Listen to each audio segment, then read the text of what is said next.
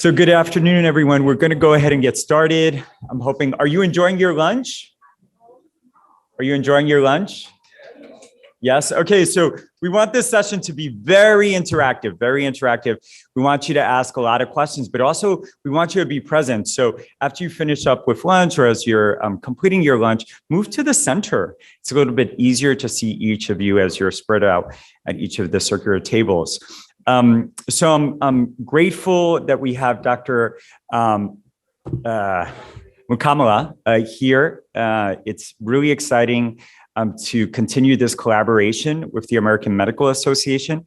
As mentioned, he serves as the chair of the Board of Trustees of AMA. And one of the things I asked him, not only to talk about the AMA, but also to share what that means to be the chairperson of the Board of Trustees. He's also a practicing ENT physician. He's in private practice, and he has this beautiful family that I love that he puts on his site in sharing the balance between professional and personal. So please help me, and I'm going to ask everyone in the back to take a moment and give us your full attention. Okay. So please help me in welcoming Dr. Mukamala.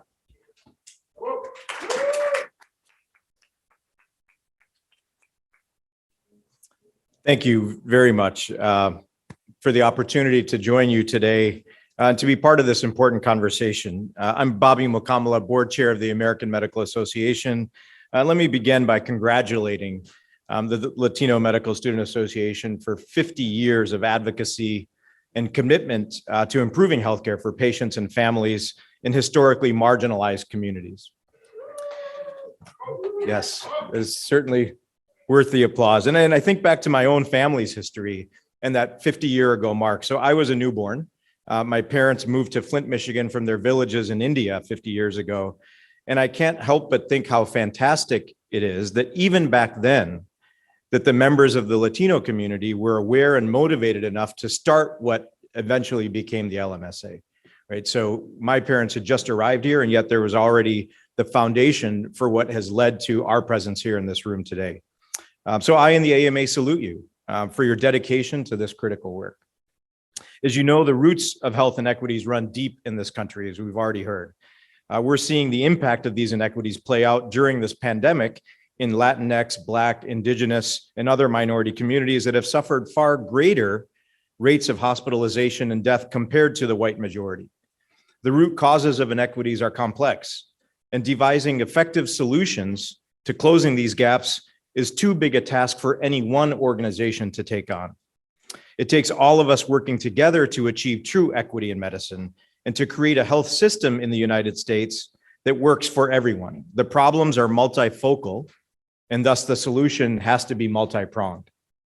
Last year, the AMA released an ambitious multi-year plan rooted in policies adopted by our House of Delegates, our policy-making organization, to advance racial justice and equity in medicine. In short, there's 5 strategic approaches. One is to embed equity and racial justice throughout the AMA by implementing anti-racist strategies via practices, programming, policies, culture. The second is building alliances with marginalized physicians and other stakeholders. I've learned much by hearing the experience of those that have already spoken this morning in this regard.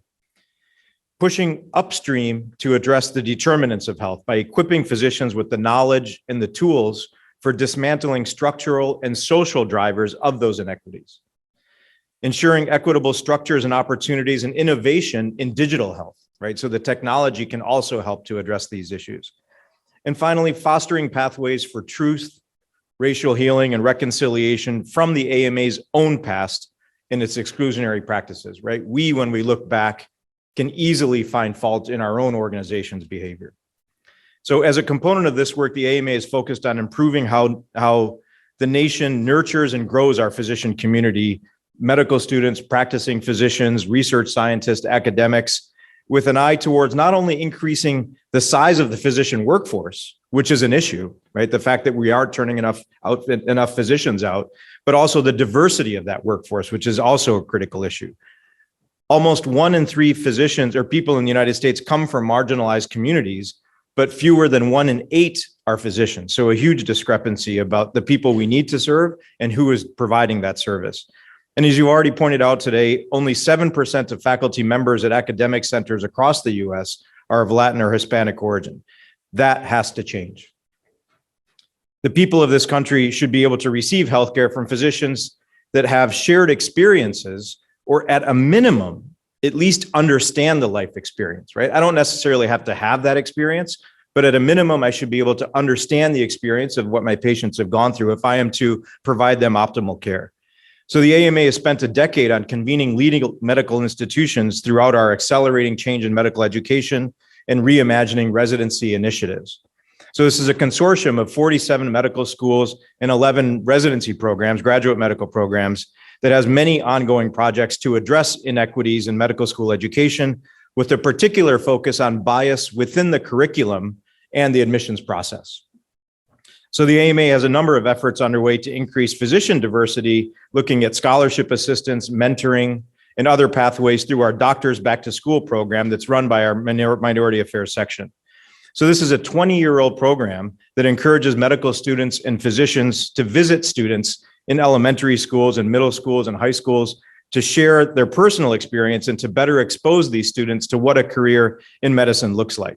And through this program, we've talked to 100,000 students.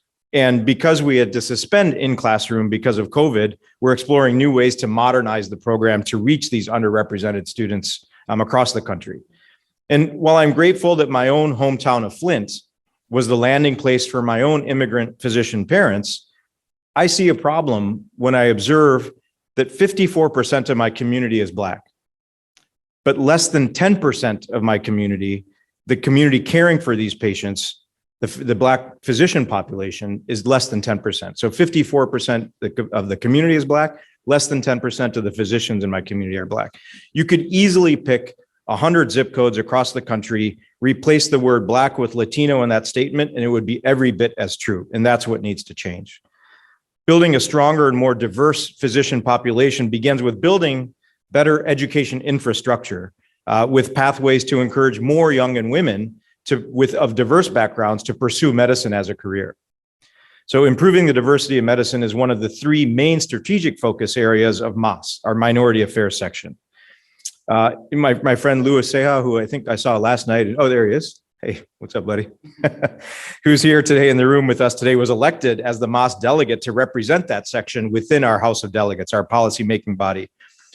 Dr. Seha is a fierce advocate for all MAS priorities and is a recognized leader within the AMA, and we're lucky to have him and in his community through his residency at Mount Sinai Hospital in New York. I myself have learned a lot from Luis just by listening and observing his passion on these issues. Last June, the MAS Governing Council began to convene the Underrepresented in Medicine Coalition, which is comprised of the elected leaders of 7 medical societies, including Black, Hispanic, and Native American physicians and medical students. Your president, Dr. Karina Diaz, is LMSA's representative to this coalition, and we are very lucky to have her. All members here pledged to work together to explore areas of mutual interest, which is a critical component. I think something that we'll talk about even after I get done with my comments about working together for this purpose. So that's why the AMA is urging Congress to provide appropriate funding to support the creation and sustainability of medical schools and residency programs that have their roots in educating diverse populations, including at historically Black colleges and universities, Hispanic serving institutions, and tribal colleges and universities. So it's why we're pushing to expand the number of residency training slots for medical students, remove caps on Medicare funded positions to bolster this physician workforce. So it's also why we're working to expand educational opportunities for those pursuing a career in medicine, strengthening the curricula to give students a deeper understanding of the historical drivers of inequities and racism and implicit bias within medicine.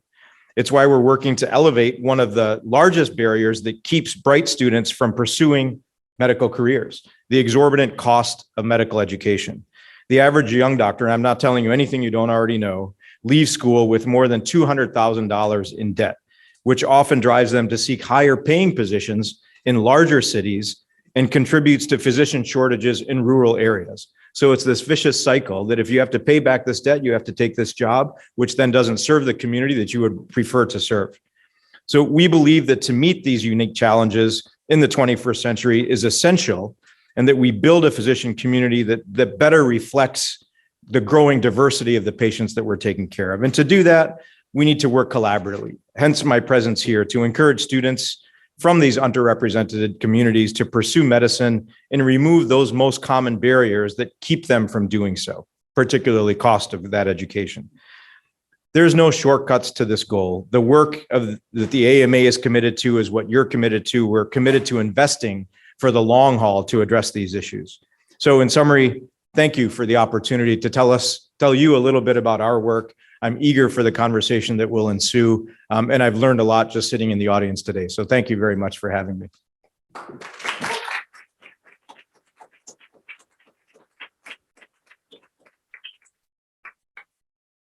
So we just want to take a quick moment and see if anyone has any questions right now, and then we're going to convert into a panel. But any specific questions or comments for Dr. Kamala, or also our great leaders from AMA, Mr. Craig Johnson, and Dr. Seas, who joined us yesterday as well and sponsored the fair. Dr. Shapiro.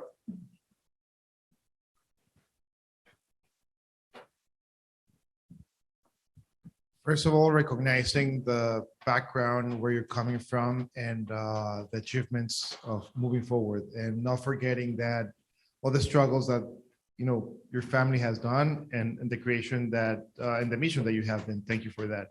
I asked you yesterday, and we were having an amazing conversation. And one of the things that I'm going to kind of linger on that question, and that way more people can actually join this.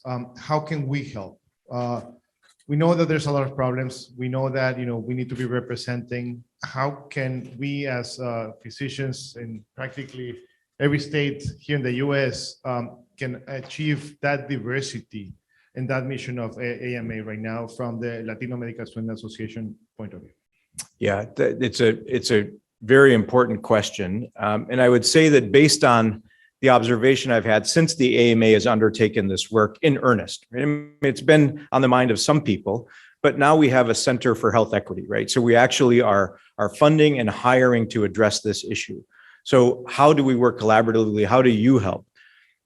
Honestly, if you look at how policy is made within our institution, the House of Delegates, we have about 1,000 physicians that come together and we create policy on everything from surprise medical billing to prior authorization to admissions, in schools and discrepancy of outcome of care in the cities, that sort of thing.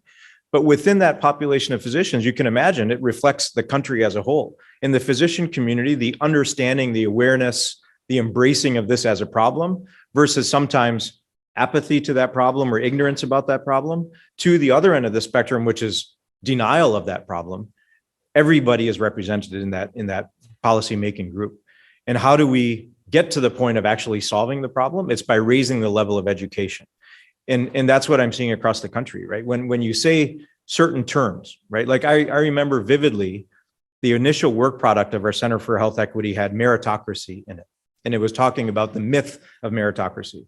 That was a buzzword litmus test catalyst for polarization within our House of Delegates, because some people, they hear that word and there's a visceral reaction that absolutely meritocracy is important. And then there's other people that perhaps I agree with that look at that and they realize that there's a myth around meritocracy, right? It's not just about merit. There's a reason some people display that merit and other people can't. And it's through conversations and education and sharing experiences, right? So I learned a lot just from observing the conversation this morning. And I'm one person within that body. Of course, I'm the chair of the board, so I have a little more influence than other people within that body of 1,000 physicians. But the more that we hear in that meeting room, the conversations that take place in this meeting room, the better we will be able to move in the right direction. Thank you.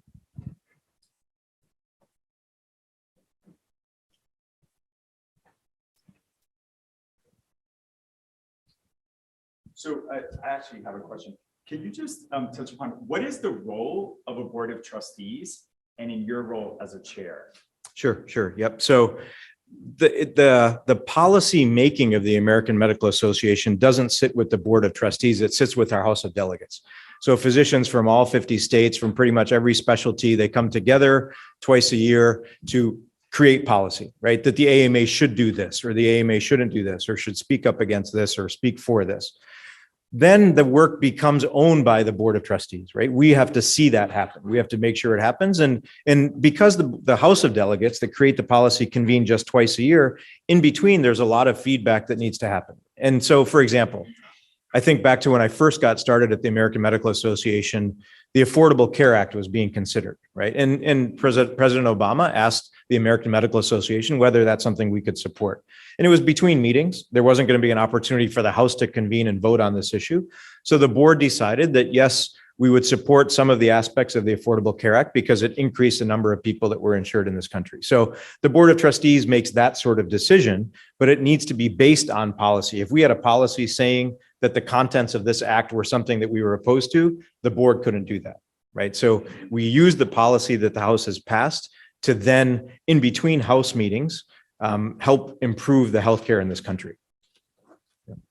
And then there's a lot of boring stuff like reviewing staff and bonuses and the logistics of the internal stuff. It's not nearly as gratifying and sexy, but it comes with being a trustee.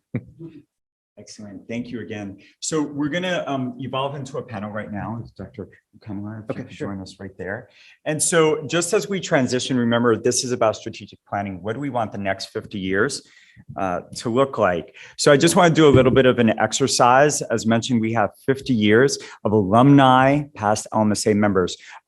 If you were a member, an alumnus of LMSA or one of its preceding organizations, I want you to stand. I want you to stand if you were an alumnus of LMSA, right? And I'm just going to go around the room and ask each of you, was it LMSA or one of the preceding organizations? And if you can mention that name. So what about health organization? New York City, Mount Sinai, I met all three of the founders when I was a first-year medical student. Excellent.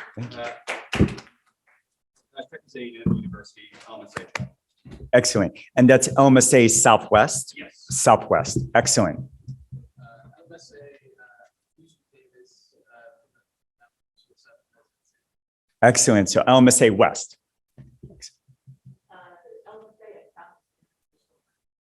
And at that time, was it LMSA Northeast? Okay, great. National Chicano Health Organization, even before the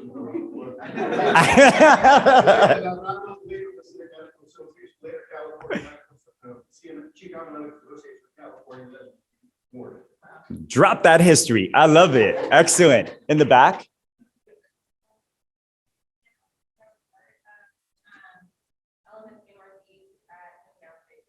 What year? Okay, great. I'm going to be careful with that one. As I just put that on you, I realized, ooh, let me take a step back. Erika?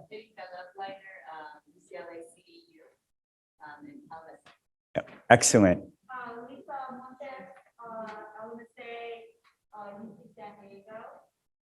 And that's when it was LMSA, right? Before LMSA West?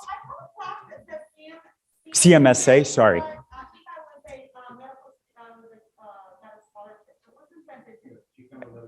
Chicano Medical Student Association. Excellent. I'm Amanda Hernandez-Jones. I was actually part of both. I was part of the transition from the VLHO to LMSA Northeast. And my first role in the Northeast was a co-chair at the time of that transition. And this is my partner in crime here. Actually, come introduce yourself. Camilo Acuña.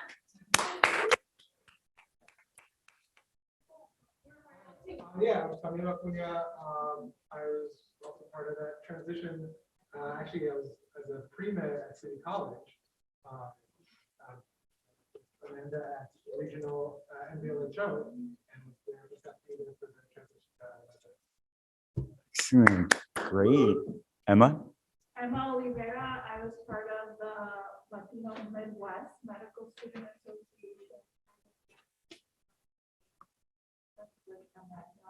With Camilo, with Elizabeth, So I hold national president position and also Midwest co-president position. Excellent. When I started, it was everyone's Midwest, and I was part of the team that helped unify all 5 regions to agree to transition to LMSA for the national name. Excellent. Thank you for that, Making everyone. that work as president, vice president, president, like we're all, this is the fun table.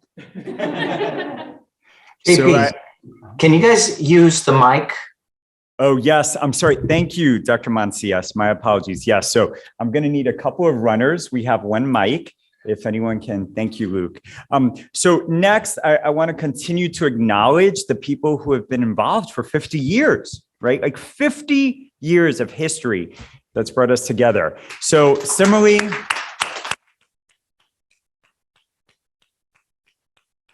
I'm going to ask faculty advisors. So if you are a faculty advisor at one of our 140 medical schools across the country where we have a chapter, I want you to stand and please share your name and which school you're a faculty advisor at. Okay. Does Dr. Hernandez get to talk again? Yes. Yes. She continues to serve. Hi again. Amanda Still, same name. I'm the LMSA Northeast faculty advisor and have been now for several years. So it was a few years between me finishing residency and fellowship, and now I'm an advisor. So it's a great honor. Erika Loveliner, UCLA CDU, and it's just such an honor to not only be a pre-med that was adopted by many LMSA members, but then go on to be LMSA co-chair and also an MSR. I was in those conversations about the unification, which is really exciting. And, you know, there was a lot of discussion, heated sometimes, but it was important to have. And now I'm really proud to be the UCLA DGSOM CDU faculty advisor. Again, Lisa Montes. I am on the LMSA West Advisory Council, and also I'm representing Kaiser Permanente Bernard J. Tyson School of Medicine as one of the new LMSA West chapter that just got ratified. So it's a brand new school. We're in our 2nd year and have our LMSA chapter up and running. Woo.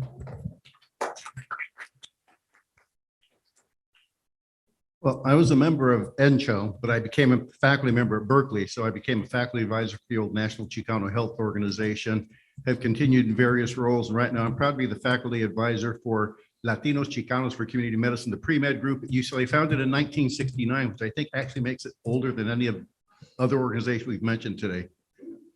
Woo. Denise Martinez, and I'm the faculty advisor for LMSA at the University of Iowa Carver College of Medicine. Monica Yepes Rios, I'm the faculty advisor for Case Western Reserve University and the Cleveland Clinic Lerner College of Medicine of Case Western Reserve University.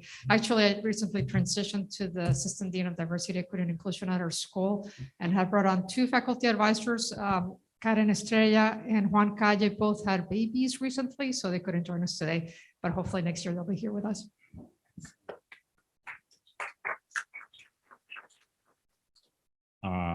Good afternoon. My name is Arnold Zia, faculty advisor for Louisiana State University. I am trying to be involved with the School of Medicine, but at the same time with the School of Graduate Students. Therefore, I am trying to combine the medicine with the basic research because my background, I have a PhD in immunology.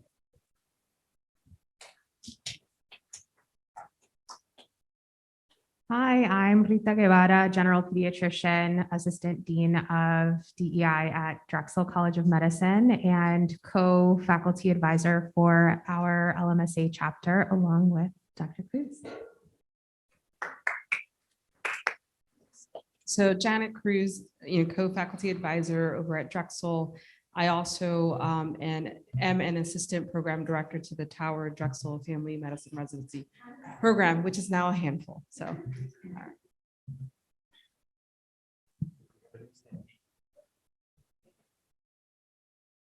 Hi, everyone. I'm Oneida Rosarena. I'm co-faculty advisor for the LMSA chapter at Temple University Lewis Katz School of Medicine, and I'm professor of otolaryngology.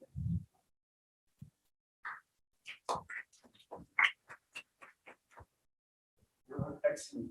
Anyone else? Did we miss anyone? Okay, so I was purposeful in doing that exercise because I think one of the big things that I wanted everyone to be reminded of, and this was something I mentioned in day one, when Dr. Emilio Carrillo was a medical student at Harvard Medical School in 1972, which was the first medical student-driven Latino organization at a medical school.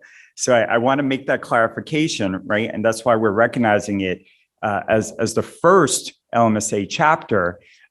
He didn't do it in isolation. He did it with other medical students, and he did it with the leadership at the medical school. All chapters at a medical school, whether it's AMA chapters, LMSA chapters, SNMA, it's a mutually beneficial bidirectional relationship between medical students and faculty.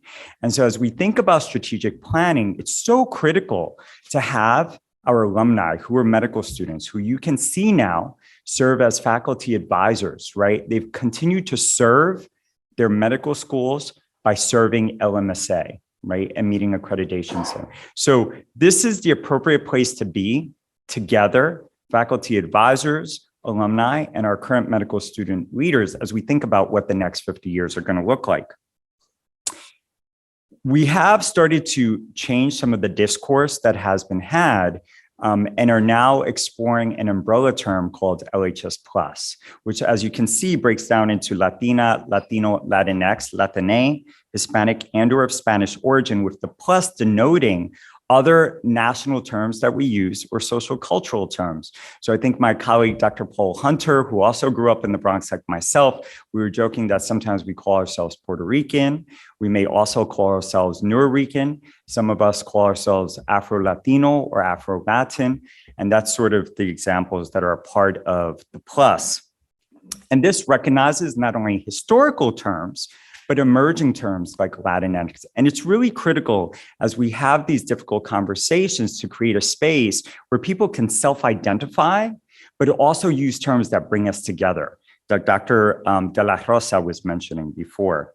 It's excited to continue to think about how do we collaborate with organizations. So the relationship that we've had with AMA is really critical, right? As well as the relationships that we have with other student organizations. I just want to comment on a discourse that I was able to have with Dr. Kane, who's the president and CEO of the American Association of Colleges of Osteopathic Medicine, because although we've heavily been focused on allopathic medical students and faculty, we are responsible also for osteopathic medical student members. And we have many faculty members who serve in both allopathic, but lead our osteopathic medical schools that are Latino.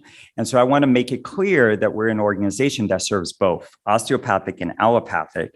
And through this relationship, as president and CEO, he's already started to outline things that he's going to bring back to his board to heighten and advance LHS Plus inclusion, including really bring to the forefront a discussion of ethno-racism.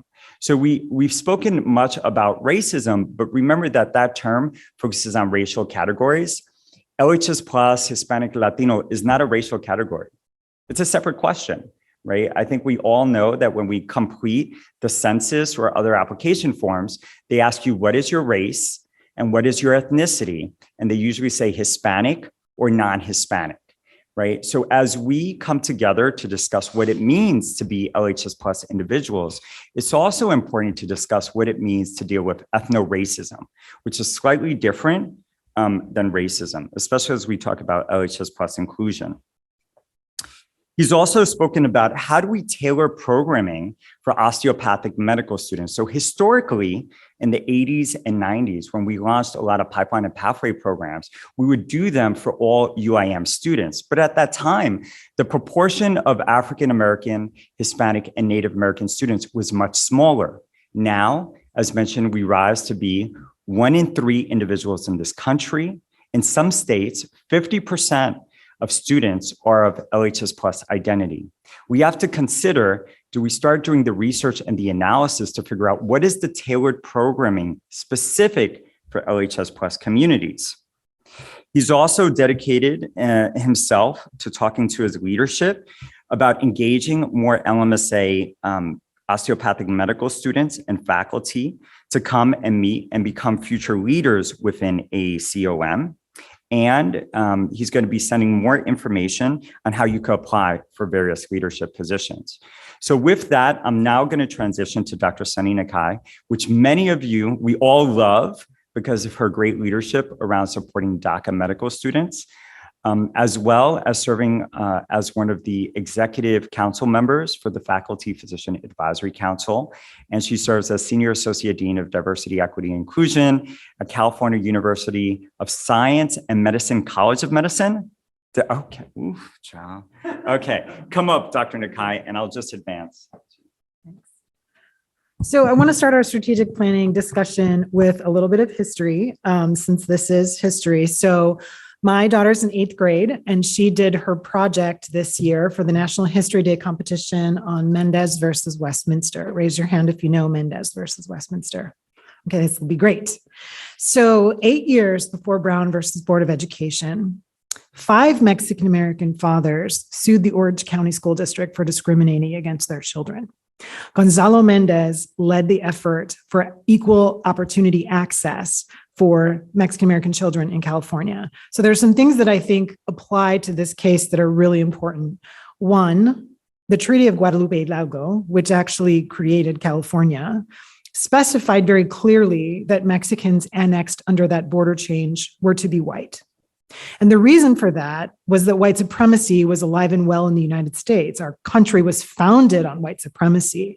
So this in the act of conquest, accepting the norms around white supremacy is what created this conflict in the first place.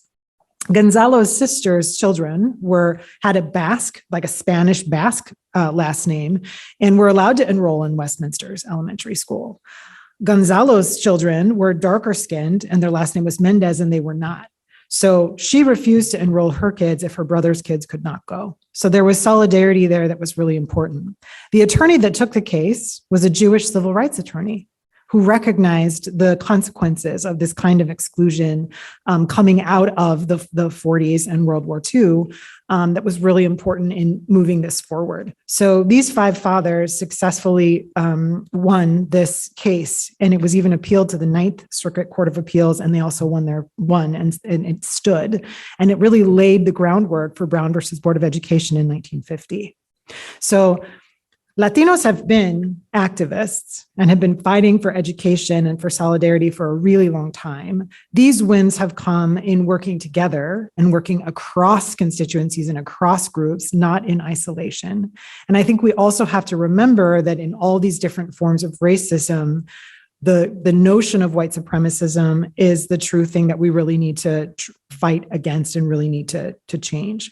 So I just wanted to add that structural component because I think we all know about Brown versus Board, but we don't know about Mendez versus Westminster. And sort of who are the folks in civil rights that are championed as our heroes is really important for us to know. And I also love the fact that as part of the story, at one point, the lawsuit dragged on for 4 years. It was started in 42, and I don't think it was actually settled until very close to, I think it was done in 46. So 2 years. And at one point, the superintendent for the Westminster school, the principal said, you know what, Gonzalo, just if you'll drop this, I'll just let your kids enroll in the school. You can send your kids to this elementary school because that's what you really want is for your kids. And he said, no, I'm financing this lawsuit. I'm a farmer, but I'm financing this lawsuit because this is not just for my kids. This is for all kids. And I think that value that I have come to know as being part of LMSA and being part of, and being an ally to Latino communities is really important, is that this is about everyone, right? And we've said that, somos juntos, we can do this together. So as we talk about strategic planning for moving forward, I think our partnerships with other organizations are going to be critical. And I wanted to say in the previous session about what hasn't worked. What hasn't worked is everyone being in their own tunnel and trying to fight for a tiny piece of the crumbs that white supremacism leaves behind. That hasn't worked. And I think we do need to make a commitment to work on structural issues and to make bold statements in the wake of some of these structural challenges that we can move. Making statements around utilizing MCAT as pass-fail, for example, right? So we know that we have amazing, talented students out there that are wanting to come into medicine. And we know that these structures that are steeped in white supremacism are often at the core of excluding the talent that we're working in and trying to do. Many of you I'm working with on mentoring pre-meds all the time. And there's a lot of structural barriers in place. So the other thing that I think is important to recognize is that we have to work on faculty promotion and leadership within our respective institutions. We're not really going to be able to, one, role model that for students coming after us and create change within our institutions if we're not present among those ranks. So just shout out to JP for starting BINGAP more than 10 years ago, building the next generation of academic physicians, which is a coalition of looking at diversity in academic medicine across all historically excluded groups, including Asian American, by the way, because there's a lot of gaps in leadership in AAPI communities. What we can learn from our AAPI colleagues is that representation is not equity. Right? So you're, quote, overrepresented, and yet you're still missing from leadership and from deanship and from decision-making tables all over. So adjacency to whiteness via white supremacism also doesn't work. So I think we have to find a way to create the transformation in both policies and partnerships that we need in order to move this work forward. So.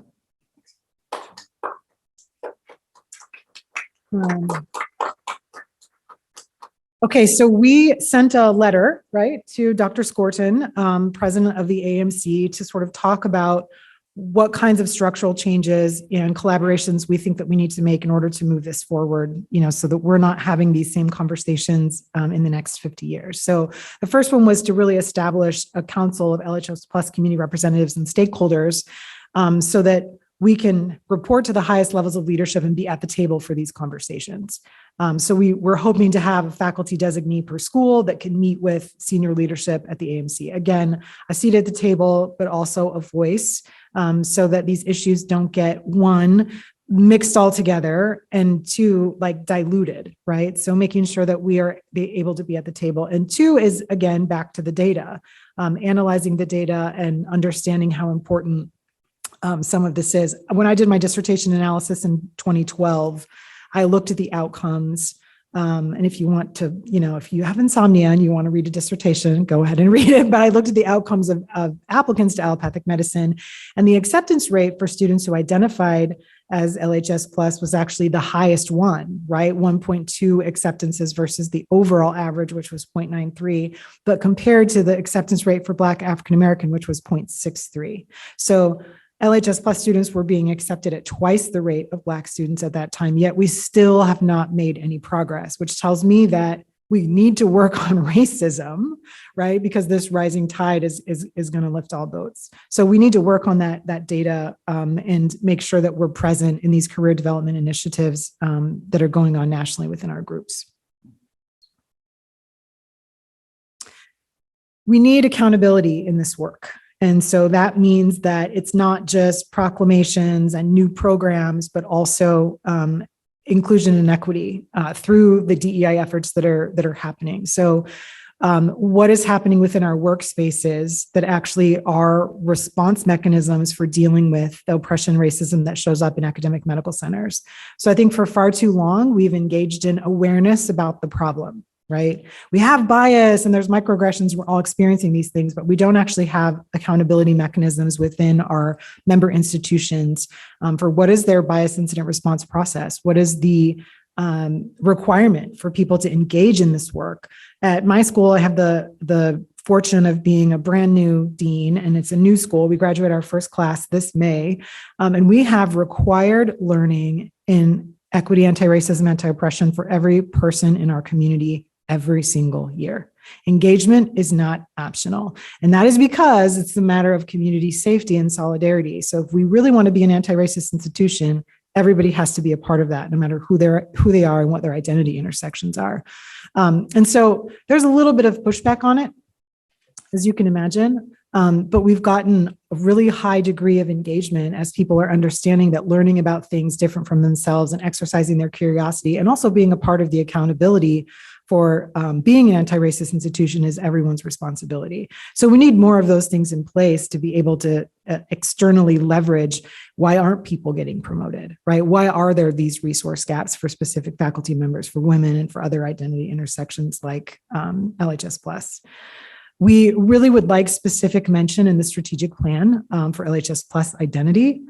Again, making sure that ethno-racism is part of this so that it is specifically understood that it's not just about anti-Blackness, right? It's about all of the things that also flow from that anti-Blackness that contribute to exclusion and oppression for students coming from backgrounds. And I think another good example that is in here is the invisibility of American Indians and Alaskan Natives. We've been talking about that since I started in academic medicine in 2000. Yet it's often left off the charts. It's a footnote, maybe. We have not continued the national conversation and just now are starting to have summits and more conversations about what structures we need to put in place to increase that representation. So I encourage everyone to work across constituencies and coalitions in all of this equity and access work because it is the rising tide that lifts all boats. And so we gather up first-gen students, we gather up undocumented students, we gather up students of color and students from immigrant backgrounds, and we'll have the health physician workforce that's much more capable of taking care of us and the people who are coming after us. So we want to make sure that that these things are included in data and included in reports so that we have national accountability for where are we, what are the specific actions and structures, policies and procedures that are going to be in place to move this needle, and then at what points are we going to actually check in and say, how are we doing? Right? Not just that we aspirationally say this is what we want to do, but in 2 years, how many more people were promoted, right? And if not, then what resources do we need to put in place in order to make that happen? So we're hoping that we can draft a statement around that and have goals. We are going to create a document. There's going to be a book, I think, around inclusion in academic medicine. I just did a project with 3 amazing one resident and one third-year student and another third-year student on engagement in LMSA. And we did a survey because Dr. Martinez wanted to know, so what is the impact of careers on engaging in LMSA, right? Like we know that it's super important. And so through that, Jordan Juarez from Temple did a lit review and found that LMSA is not explicitly mentioned as important in student development or student support anywhere in the literature. There's 3 mentions, 2 in global health and 1 in medical Spanish. That's it. So some of this is on us to continue to do this research, continue to put evidence base out there. So we're hoping that when, I'm going to say when, because it hasn't been accepted yet, when our article gets accepted, people can cite it in their budget and say, look at this, schools that supported LMSA chapters, their students report higher levels of mentorship, better career engagement, better well-being, better support, better sense of community. Who doesn't want that? Right? But we need that evidence base in order to push policy. So who better to do that than faculty and residents and students of these backgrounds who put these things on their CVs to advance this work, right? So it's winning all the way around. So we want to make sure that we get more things in the literature, including this book and more research around our contributions and the importance of our organizations in moving this work forward. Action plans against our schools in Puerto Rico. We have done a few things through, I think, BINGAP and some other things that the JP has put forward, but we continue to see a lot of discrimination from our LCME accredited schools in Puerto Rico. And so we want to make sure that there's a task force to look at monitoring and whether these students are actually receiving equitable, consideration in applying for residency, because that's certainly affecting our workforce. And it's something that we've just continued to allow to happen, right? It's been happening over and over again. It gets ignored. And again, it's that rising tide lifts all boats thing. More of that othering of our colleagues at Puerto Rico schools contributes to the othering of LHS Plus students in academic medicine, period. So if we work on that, we shift, more towards the epicenter of getting at these issues. Inviting faculty, physicians, student leaders to present to the Council of Deans and Board of Trustees. We want to be at the table. going to be at the table to talk about the things that we're doing, the solutions that we have, ways that organizational leaders who are doing effective practices can get in front of trustees and deans to be able to influence policy and practice all over the country. This is a long list. This is a long list. Everyone contributed. That's right. We got things to do. Y'all are like, we got stuff to do. Work to do. Work. I talked about this already, but with the MCAT, we need to dismantle structural barriers that contribute to LHS plus exclusion. One is the cost. And I was just in a session with ACGME leaders who are DEI leaders in GME who want to focus on holistic review and residency. And we were talking about how clunky the LIDEReS application is, right? It really does not elevate the same elements of holistic review that the AMCAS application does.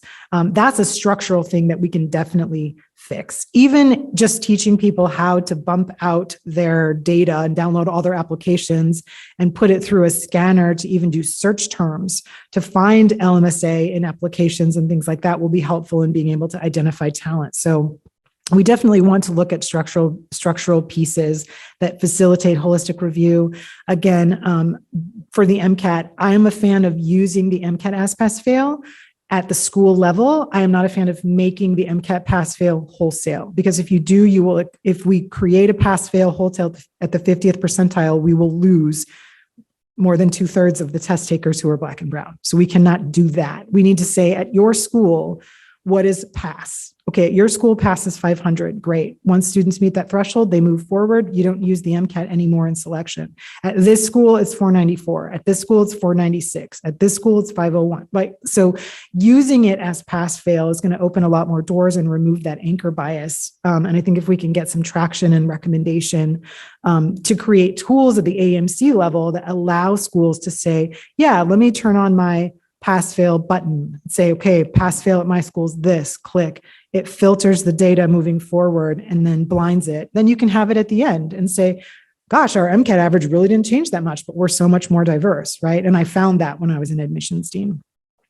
Apply the influence of the AMC to encourage member schools to support local efforts aimed at increasing representation. And all of these, I don't call it the minority tax, I call it the majority subsidy. Because if all of us quit doing the things that we're doing, our schools will just crumble, right? They'd be like, what happened? Who's supporting our students? I feel like we also need to find ways to explicitly talk about this majority subsidy in promotion. If I can get letters from residents that I've specifically supported their career, why do you have to get letters from people above you? Those are not the people that are necessarily lifting you. You should also be able to get people that you're bringing along, right? Students that you've helped get into medical school, pre-med organizations that you've spoken at, high schools where you've gone and done dissection and talked about your career in medicine. That should count. I can go to another medical school and give grand rounds on equity, but I can't go to a high school in San Bernardino. Like, that should count towards promotion. So we need to create specific documents that help the work that we are doing to advance our communities be valued by academic medicine, because they do value it, just not explicitly, right? And we are subsidizing this work at our institutions and have been subsidizing it for as long as there's been even MAS at AMC. So that's like, 50 years.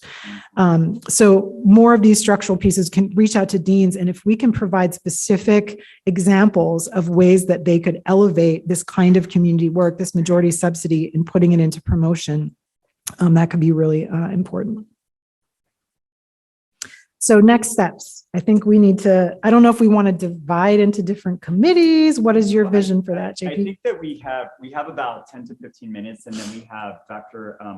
Eliseo Perez Stable, who's going to be here speaking. So we want to just set aside 15 minutes. And first of all, I have a next step. So I've committed to writing a letter of promotion for Dr. Nakai to move from associate professor to full professor based on her work in supporting high school and college and medical students. Anyone else going to help me write a letter for her?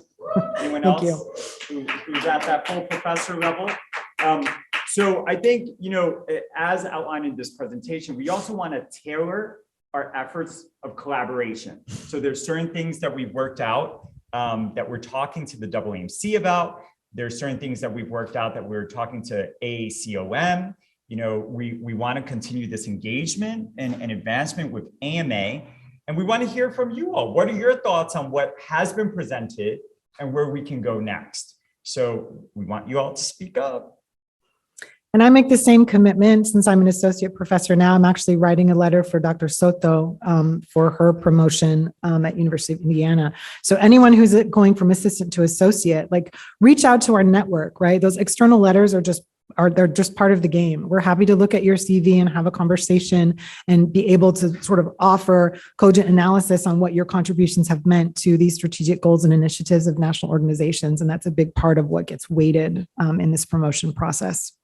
So as just, I saw a couple of hands go up when I said, who's going to write a letter of recommendation after you review Dr. Nakai's CV? How many of you are full professors in here? Full professors with tenure? Full professors with excellent, right? Woo. So as you consider, right, applying to become a full professor with tenure, these are the people, start connecting with them right now. How many of you are associate professors? Associate professors, so our assistant professors in here, these are the people that you want to connect with, get to know, so that they could also get to know your work. So thoughts, ideas, reflections on what you saw in this presentation, or where we can go with AMA, ACOM, AAMC to advance LHS plus inclusion, or through one of your organizations, right? Because many of you lead other organizations. So who would like to start us off?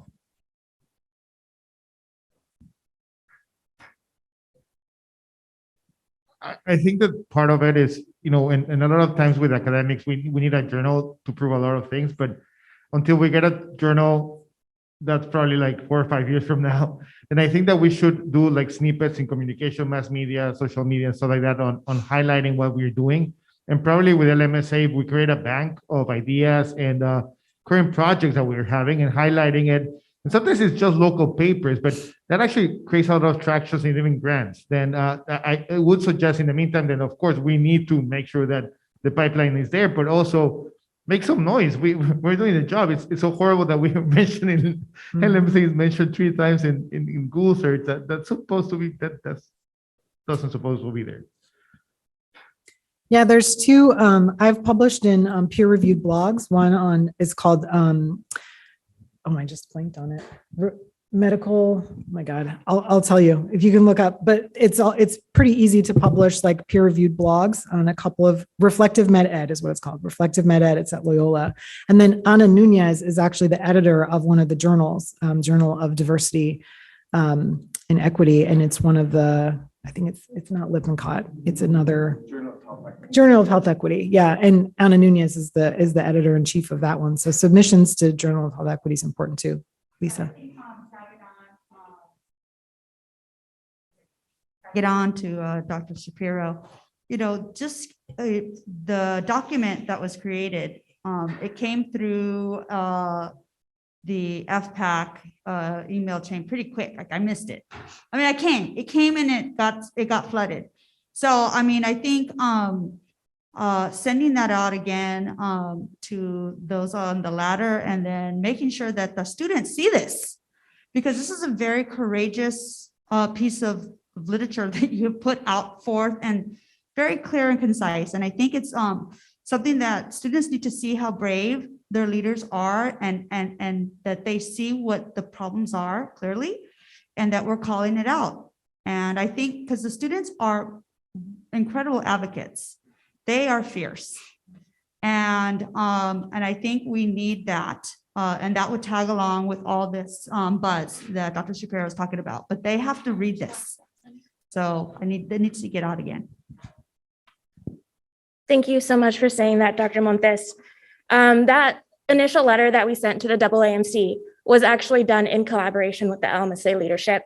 So students were definitely a part of writing it, reading it, deciding to send it. And the response that we got was very disappointing. It was very much like, yeah, of course we're doing all these things that you say you want. We'll just keep doing what we're doing, was kind of the message that I got from their response. And I shared that with the rest of the leadership, who also were like, then what was the point of our initial letter? And so we are working on setting up a meeting with the AAMC and with our FPAC and LMSA National Board so that students faculty, our mentors, we're all in the room together to talk about these things in person. Because we can keep sending letters back and forth, and it feels like that is easy for them and they can brush it off. But once we're in there, in the same room, in their face, hopefully they can see how much all of this affects us, and why we're asking for this and why it's so important. But yes, the students are definitely really involved in this part as well.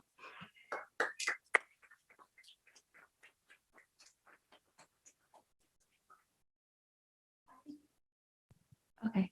I just also wanted to raise a moment of awareness, not just for the MCAT, but also for the USMLE STEP exams. As someone who has sat on admissions for undergrad, for medical school, for residency, for fellowship, I can attest to the covert and, quite frankly, like belligerent ethno-racism that happens during these discussions about candidates that come from underrepresented communities, and the horrific way in which it's addressed from an overarching perspective, much of which has fallen on me to pay, what did you call it? The majority subsidies to bring these people into the fold. I'm a neurologist. It is not diverse in the world of neurology. I'm one of very few Latinas. And it is painful to watch that continue to be repeated each cycle after cycle after cycle.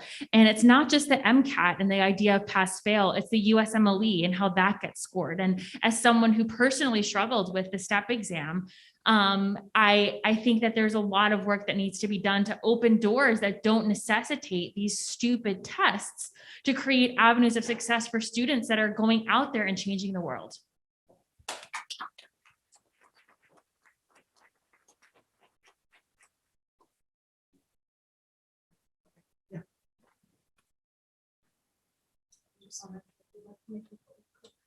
Yeah.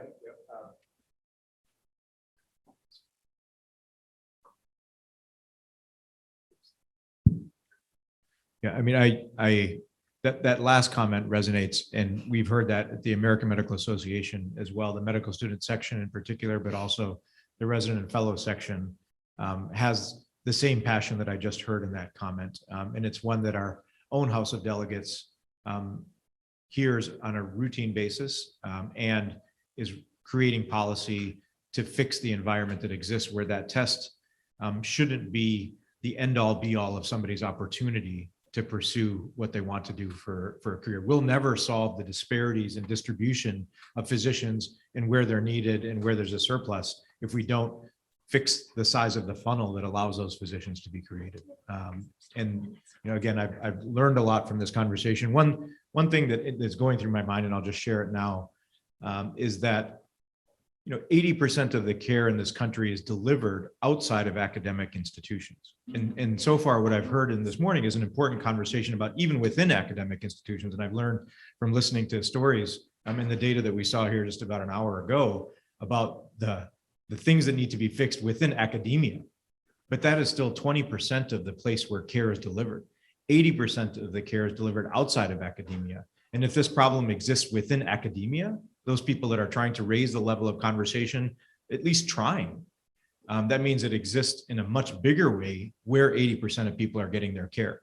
Medical staffs at private offices, private hospitals, physician groups outside of academia is another place that needs to be part of this conversation. And so I think that thinking strategically, it's something that I might consider putting in the plan to expand this conversation to not just those within academia, but those that are practicing medicine outside of academia, which is 80% of myself included. But thank you for being able to listen and participate. We are going to close out, and so I am going to give Karina the last word. I guess I am a little taller than Dr. Nakai. What I want to say is thank you all for being here. I thank you for the comments that you've made. It gives me hope as a student coming up and going into residency and fellowship, and hopefully one day getting those positions as assistant and associate, full professorship. Because we need your help, obviously. It takes each and every one of us at every level to keep pushing forward and keep helping make things better for the generation that comes before us. And so I challenge you all to continue to do this work because it's very, very important. And do it at your school, do it here where we're at together, and don't forget the energy that you're getting here today when you go back. Because I know while we're here, we all get excited and have all of these ideas, and then we leave and go back to our regular lives and become busy with all of our regular lives. So don't forget, this is important and we need to keep it alive and moving. And again, thank you all so, so much.